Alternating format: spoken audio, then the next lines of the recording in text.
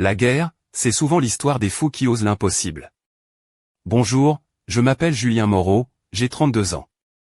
Je suis mécanicien dans le 3e régiment blindé, basé à l'Arrière, près de Metz, en Lorraine.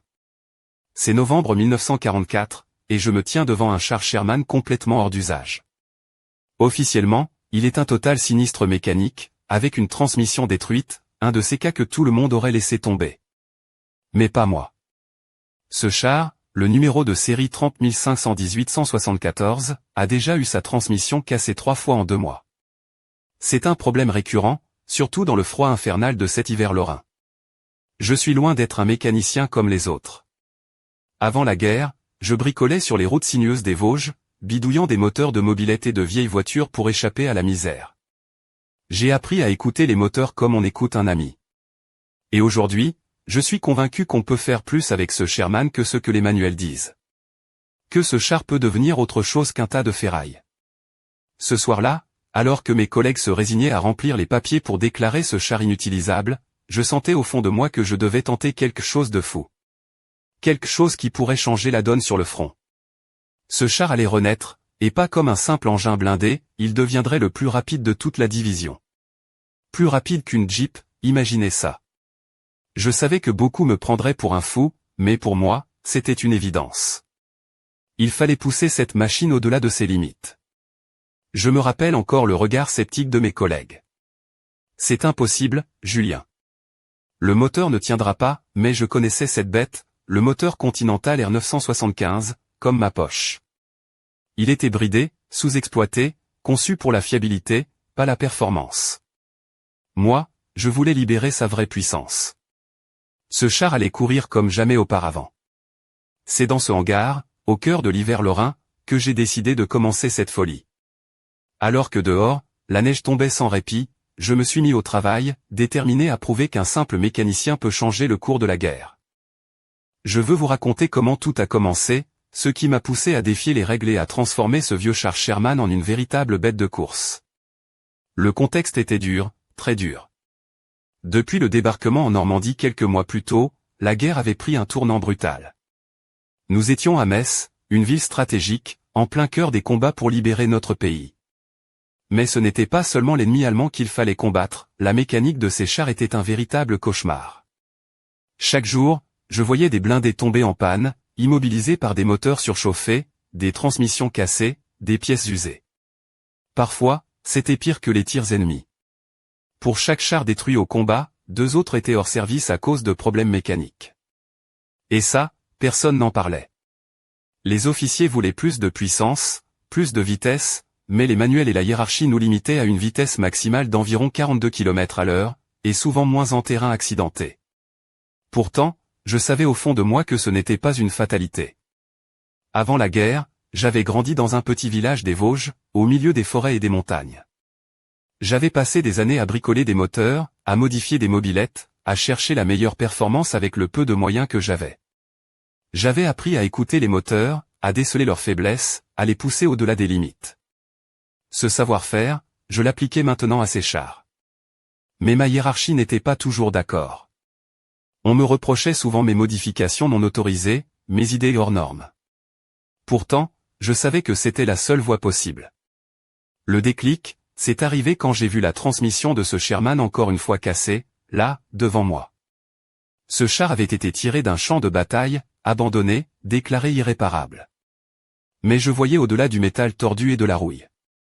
Je voyais une machine qui pouvait être sauvée, améliorée. J'ai réuni mon équipe, quelques gars de confiance, et je leur ai annoncé mon plan. Ce char, messieurs, va devenir le plus rapide de toute la division. On va le transformer, le modifier, lui donner une nouvelle vie. Certains ont ri, d'autres ont hésité. Mais j'avais l'intuition que c'était possible. Ce que j'allais entreprendre allait bouleverser non seulement ce char, mais aussi la façon dont on concevait la mécanique en temps de guerre. Je n'avais pas de diplôme d'ingénieur, juste des années d'expérience et une obstination sans faille. Je connaissais ce moteur Continental comme personne, et j'étais persuadé qu'il cachait une puissance bien plus grande que celle qu'on lui demandait d'exprimer. C'était risqué, peut-être même interdit, mais je ne pouvais pas rester les bras croisés. La guerre ne pardonne pas la médiocrité. Alors la nuit est tombée sur Metz, et je me suis mis au travail, convaincu que j'allais faire quelque chose d'incroyable. Le vieux Sherman allait reprendre vie, plus rapide, plus puissant, prêt à défier toutes les lois mécaniques.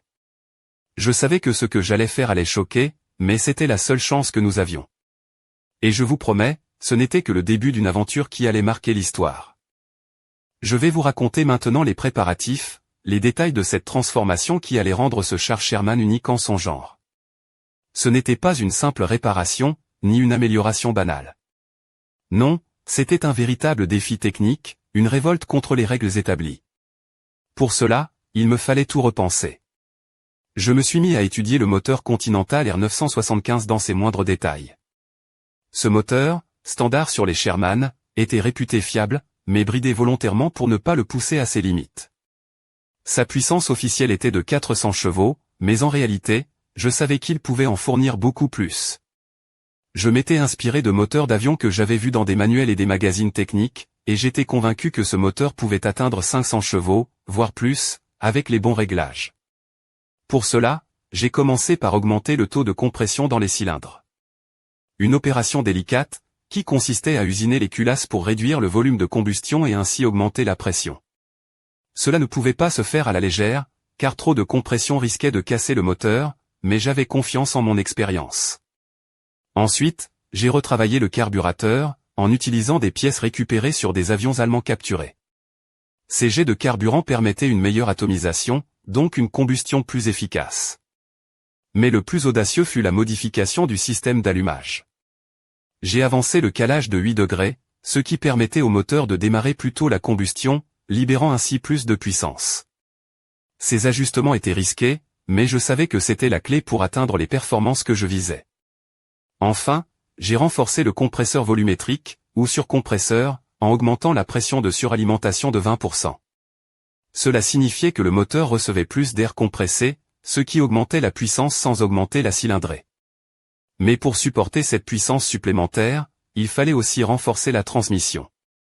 J'ai récupéré de l'acier sur un char Panther détruit, un char allemand plus lourd et plus puissant, pour renforcer les engrenages et la boîte de vitesse. J'ai aussi modifié les rapports de transmission, privilégiant la vitesse à la force brute.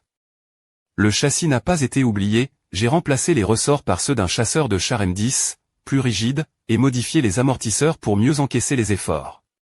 Tout cela, bien sûr, en secret, la nuit, avec une équipe réduite, sous le regard sceptique de certains. Ils pensaient que j'étais fou, que je risquais la vie de mes camarades et la mienne. Mais je savais que, si ça marchait, ce char pourrait faire la différence sur le champ de bataille. Il ne s'agissait pas seulement de vitesse, mais de mobilité, de capacité à échapper à l'ennemi, à changer la stratégie.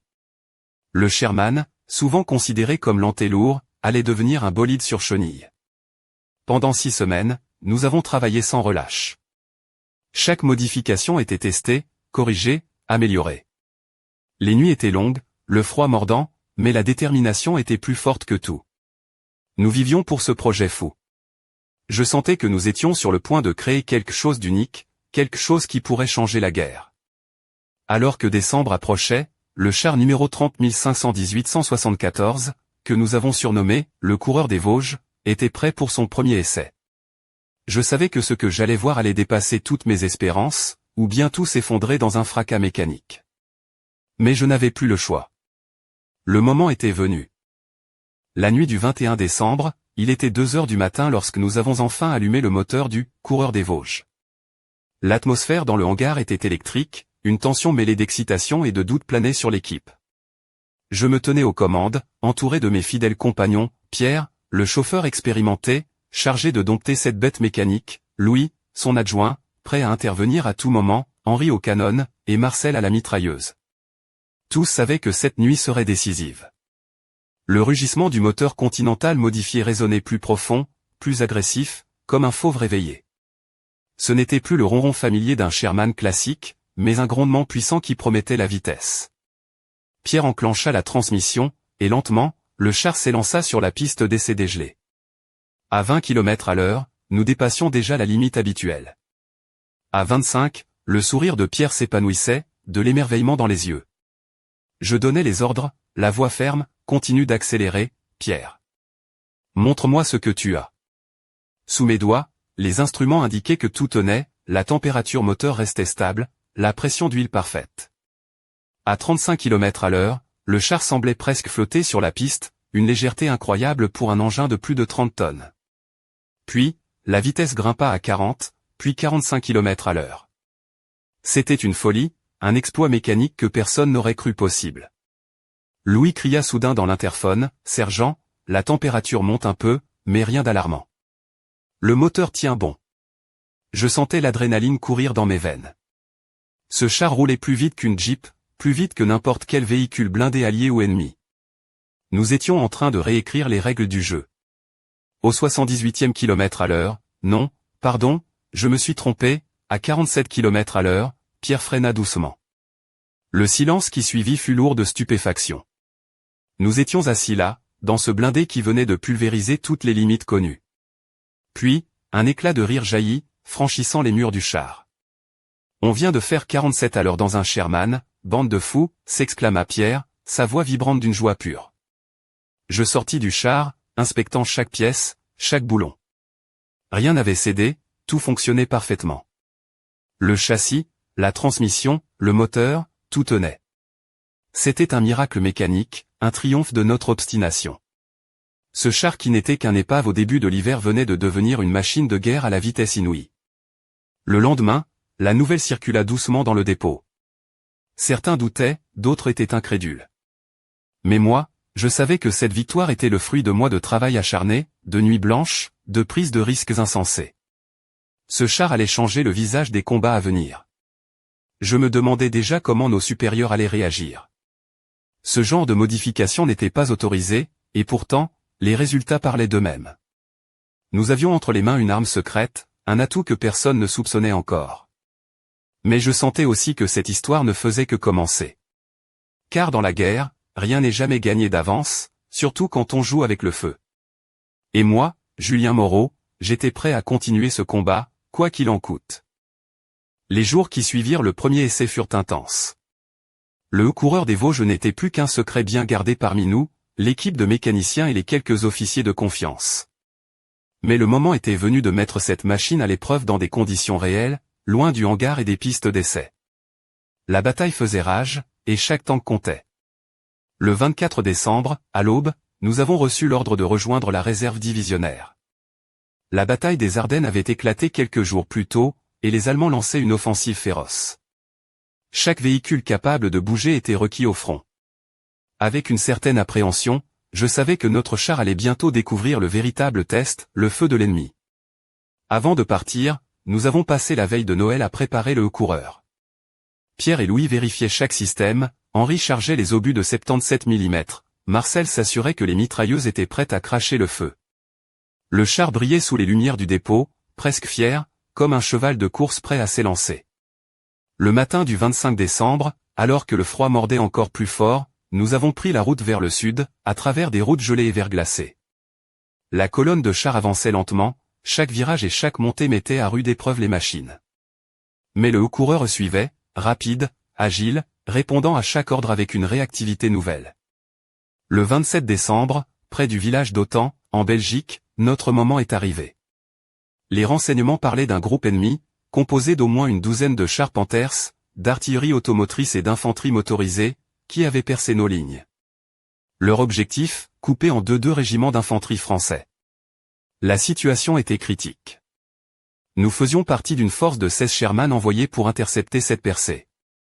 Je savais que face à ces Panthers, plus lourds, mieux armés, et mieux blindés, notre seule chance était la mobilité. Le coureur allait jouer un rôle clé, mais tout dépendait de notre capacité à exploiter sa vitesse hors norme. Le commandant en chef m'a demandé personnellement de prendre position à l'extrême flanc du dispositif, une place que j'avais demandée. C'était risqué, mais c'était là que la vitesse pouvait faire la différence. Je préparais mentalement mon équipe. Le plan était simple, utiliser la rapidité du coureur pour contourner l'ennemi, attaquer dans son dos, là où son blindage était plus faible. À 14 heures, nous avons repéré les forces allemandes à environ 700 mètres. Le moment fatidique approchait. Le silence dans le char était tendu, chacun concentré sur sa tâche. Puis, le signal fut donné. 16 Sherman ouvrirent le feu, déclenchant une véritable tempête. Le premier Panther fut touché à plusieurs reprises, immobilisé. Mais la riposte allemande ne tarda pas, un coup de canon 88 fit exploser un de nos Sherman. En quelques minutes, 4 de nos chars brûlaient déjà. Les Panthers s'avançaient, utilisant leur puissance de feu et leur blindage supérieur pour nous repousser. J'observais la bataille, calculant chaque mouvement. La mêlée était inégale, nous combattions selon leurs règles. C'était voué à l'échec. Alors, j'ai pris une décision, Pierre, on sort de là, on va contourner l'ennemi. Tu te souviens de la vitesse de la bête? Comment oublier, sergent, répondit-il avec un sourire nerveux. Je lui ai donné l'ordre, pied au plancher, on fait le tour à fond de train. C'est notre seule chance. Le coureur des Vosges bondit en avant, son moteur hurlant, ses chenilles mordant la terre gelée. Nous allions tenter l'impossible, utiliser la vitesse pour changer le cours de cette bataille. Je n'oublierai jamais cette sensation, ce moment où le coureur des Vosges s'était lancé à toute vitesse, défiant toutes les attentes. Je sentais chaque vibration du moteur, chaque secousse des chenilles, comme une symphonie mécanique orchestrée par des mains expertes. La vitesse, c'était notre arme secrète, notre seul espoir face à une force allemande supérieure en nombre et en équipement. Alors que nous contournions l'ennemi, je voyais dans le viseur d'Henri les silhouettes des Panthers, leurs tourelles tournant vers nous dans une tentative désespérée de nous suivre.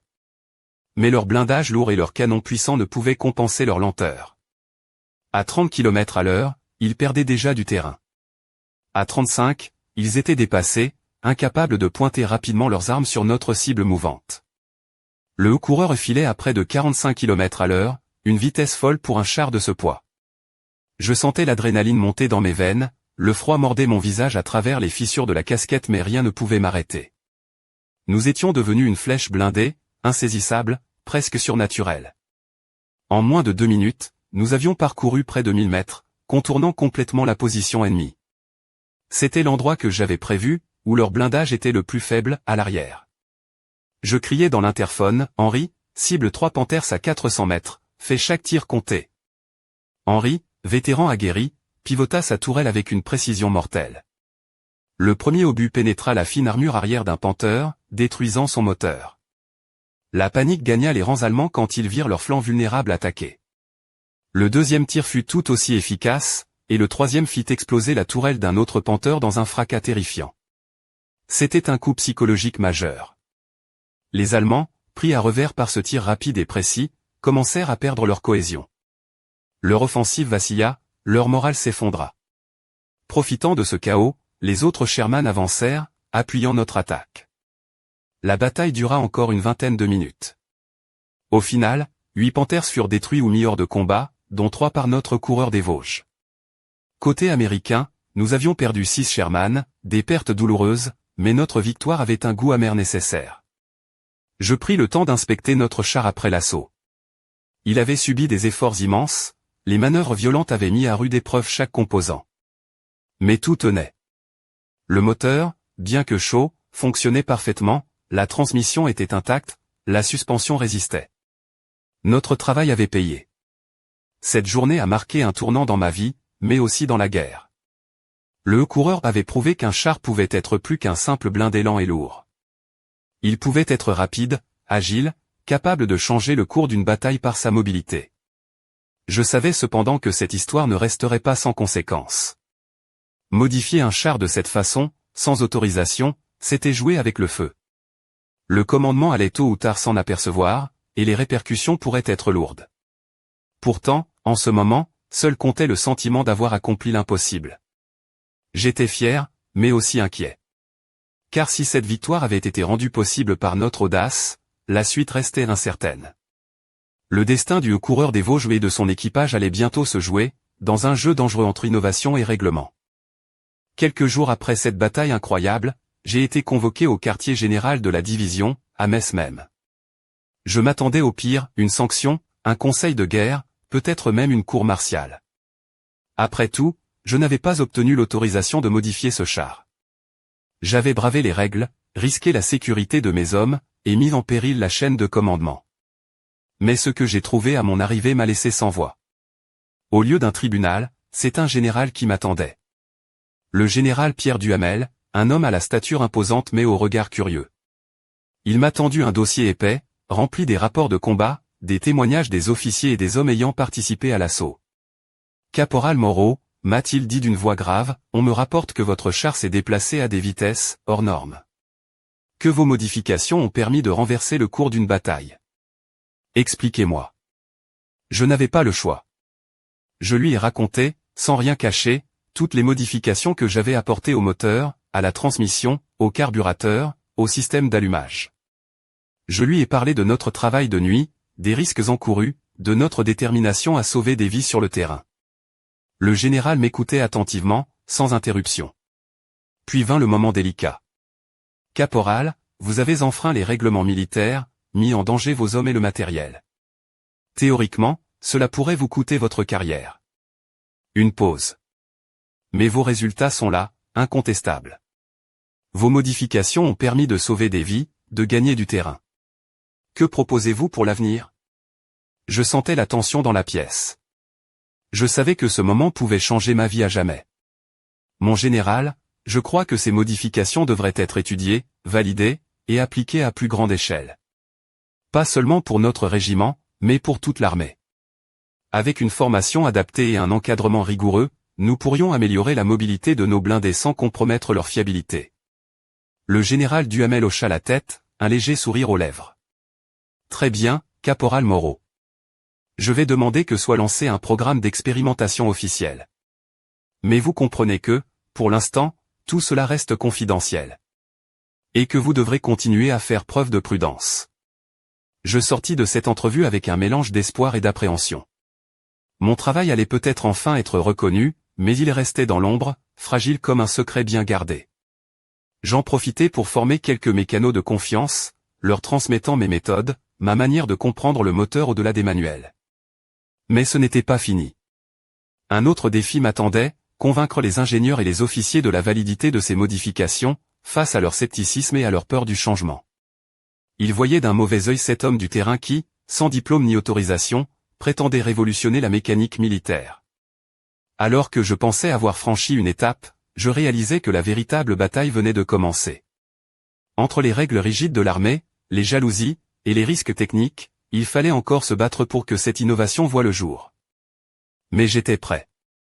Parce que je savais que parfois, il faut briser les codes pour avancer. Ce fut un véritable combat, plus ardu que n'importe quelle bataille sur le front. J'ai dû affronter non seulement les doutes des officiers, mais aussi le scepticisme des ingénieurs qui représentaient l'establishment technique. À Paris, au siège de l'état-major des forces terrestres, j'ai été invité à présenter mon travail devant un panel composé de 2 colonels, d'un général de brigade, et de plusieurs ingénieurs du département d'armement. Leur regard était dur, presque méprisant, comme si je n'étais qu'un simple mécanicien prétendant jouer dans la cour des grands. Je me tenais là, devant eux, dans une salle austère, vêtu de mon uniforme un peu trop usé, le visage marqué par les semaines de travail et les nuits blanches. J'ai commencé par exposer mes modifications, expliquant le pourquoi et le comment, les principes mécaniques derrière chaque ajustement, l'augmentation du taux de compression, l'amélioration du carburateur grâce à des pièces récupérées sur du matériel ennemi, l'avancement de l'allumage, la suralimentation augmentée, et le renforcement de la transmission. Je leur ai présenté des données collectées sur le terrain, les rapports des missions où le haut-coureur des Vosges m'avait fait la différence, les témoignages enthousiastes des équipages. J'ai insisté sur le fait que, loin de diminuer la fiabilité, ces modifications l'avaient renforcée, en optimisant le moteur qui, d'origine, était volontairement bridé pour des raisons de sécurité. Mais les ingénieurs restaient dubitatifs, arguant que ces résultats venaient de cas isolés, que la théorie ne pouvait pas garantir la sécurité sur le long terme, et que les modifications risquaient de compromettre la chaîne logistique et la maintenance. Ils parlaient de normes, de garanties, et de risques inacceptables. Leur monde était celui des règles strictes, où chaque écart pouvait coûter cher. Je leur ai répondu, avec calme et fermeté, messieurs, la guerre ne se gagne pas avec des manuels poussiéreux et des normes rigides. Elle se gagne sur le terrain, avec des hommes et des machines capables de s'adapter, d'innover. Ce n'est pas une théorie, c'est une réalité que j'ai vécue, avec mes camarades, face à l'ennemi. Si nous ne repoussons pas les limites, nous sommes condamnés à perdre. Le général Rodin, un homme à la barbe grisonnante, prit la parole à son tour. Caporal Moreau, votre expérience est précieuse. Nous procéderons à des essais officiels dans un centre spécialisé. Si vos modifications tiennent leurs promesses, elles seront adoptées. Mais en attendant, vous devez comprendre que la prudence est de mise. 2 semaines plus tard, nous nous retrouvions au centre d'essai de Satori, près de Versailles.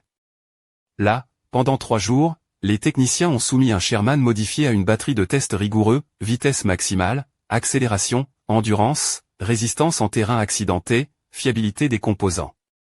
Sous le regard critique des ingénieurs, le coureur a prouvé qu'il pouvait tenir ses promesses, dépassant nettement les performances standards. Le rapport final, rendu début avril 1945, valida mes modifications comme une amélioration significative, avec un coût minime et une fiabilité acceptable. Le haut commandement autorisa alors le déploiement de ces améliorations dans toute l'armée, sous le nom officiel de Programme d'amélioration de la mobilité. Je sentais que ma lutte avait porté ses fruits, mais aussi que le chemin était encore long. Ce succès allait bouleverser la conception des blindés, et peut-être même la guerre elle-même. Pourtant, dans mon esprit, une question restait suspendue, jusqu'où cette révolution serait-elle acceptée? Qui oserait vraiment changer les règles établies? Et à quel prix?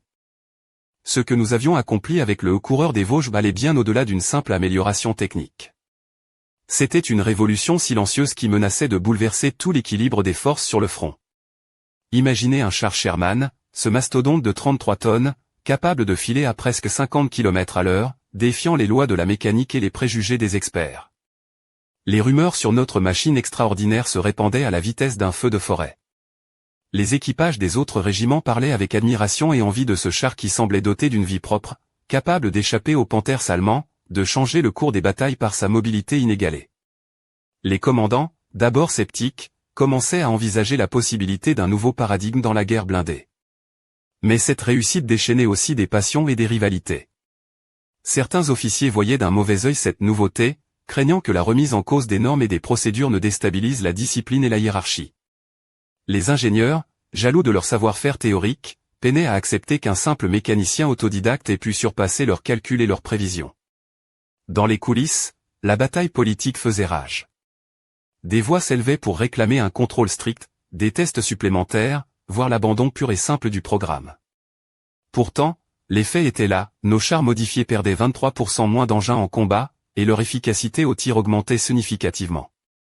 Les pertes humaines diminuaient, et des vies étaient sauvées grâce à cette vitesse nouvelle. Sur le terrain, l'impact était palpable. Les équipages modifiés pouvaient désormais manœuvrer avec une agilité jamais vue, surprenant l'ennemi par des attaques rapides et décisives. Les tactiques évoluaient, s'adaptant à cette mobilité accrue, permettant des manœuvres de flanc, des retraits rapides, et des percées audacieuses. La tension atteignait son paroxysme lorsque, un soir de mai 1945, alors que la guerre touchait à sa fin, j'ai vu le coureur des Vosges filer à toute allure sur une route boueuse, poursuivi par une colonne de chars ennemis incapables de le rattraper. C'était la preuve vivante que notre travail avait changé la donne. Mais, dans cette euphorie, une question restait en suspens, jusqu'où cette audace serait-elle tolérée? Combien d'autres fous comme moi allaient-ils oser défier les règles pour faire avancer la guerre? Et surtout, quelles conséquences ces actes auraient-ils une fois la paix revenue? Le coureur des Vosges était devenu une légende vivante, un symbole de la créativité et de la détermination face à l'adversité. Mais derrière cette légende, se cachait une réalité plus sombre, celle d'un homme qui avait osé briser les chaînes du conformisme, au risque de tout perdre. Alors que le rideau tombait sur ce chapitre de ma vie, je savais que cette histoire ne s'arrêtait pas là. Car dans l'ombre, d'autres secrets, d'autres innovations, attendaient d'être révélés. Et moi, Julien Moreau, j'étais prêt à poursuivre ce combat, au-delà des règles, au-delà des limites, pour que la guerre ne soit plus jamais la même. Le 25 mai 1945, alors que les cloches de la libération résonnaient dans toute la France, je me tenais une dernière fois devant le coureur des Vosges. Ce char, jadis épave abandonnée, avait traversé les champs de bataille, défié les lois de la mécanique et changé le cours de la guerre. Mais pour moi, ce n'était que le début d'une nouvelle vie, une vie marquée par le poids des secrets et des sacrifices. Après la capitulation allemande, les hauts gradés étudièrent de près mes modifications. Le ministère de la Défense envoya même des ingénieurs de Renault et de Lorraine à mon garage pour comprendre les innovations. Ils étaient à la fois impressionnés et perplexes, tiraillés entre admiration et scepticisme. Certains voulaient officialiser mes méthodes, tandis que d'autres redoutaient l'instabilité que cette rébellion mécanique pouvait engendrer. On me proposa un poste de consultant, une occasion unique de transmettre mon savoir. Mais j'avais vu trop de batailles, perdu trop d'amis. Je refusai, préférant retourner à une vie plus simple dans mon village des Vosges. J'ouvris un petit atelier, où je continuais à travailler sur des moteurs, loin des projecteurs, loin des conflits. Mais chaque nuit, quand le silence enveloppait la campagne, je repensais à ce char, à ce moteur rugissant, à cette folie qui avait sauvé des vies. L'histoire du coureur des Vosges resta longtemps un secret bien gardé, raconté à voix basse par les anciens combattants lors des réunions, jusqu'à ce qu'un historien militaire découvre mes carnets de notes dans les années 80. Ce fut la révélation, le témoignage d'un homme ordinaire devenu l'artisan d'une révolution technique, d'un héros méconnu. Mais une question demeure, un mystère que je n'ai jamais réussi à élucider: comment un moteur conçu pour la fiabilité a-t-il pu supporter une telle puissance sans flancher? Était-ce simplement l'ingéniosité humaine, ou y avait-il quelque chose de plus, un secret caché dans les entrailles du moteur, une force insoupçonnée prête à exploser? Le coureur des Vosges repose aujourd'hui au musée de la guerre à Verdun, restauré dans son état modifié, un symbole de l'audace et de la créativité. Mais derrière cette machine, il y a une leçon plus profonde: parfois, pour changer le monde, il faut oser défier les règles, briser les chaînes du conformisme, et croire en l'impossible. Je suis Julien Moreau, mécanicien devenu inventeur malgré moi. Mon histoire est celle d'un homme qui a refusé de laisser la peur gouverner la guerre, qui a choisi d'écouter le moteur de son cœur plutôt que les manuels poussiéreux. Et si vous pensez que c'est fini, détrompez-vous. Car dans chaque moteur, dans chaque machine, il y a une étincelle qui attend d'être réveillée. Une étincelle capable de faire rugir la liberté.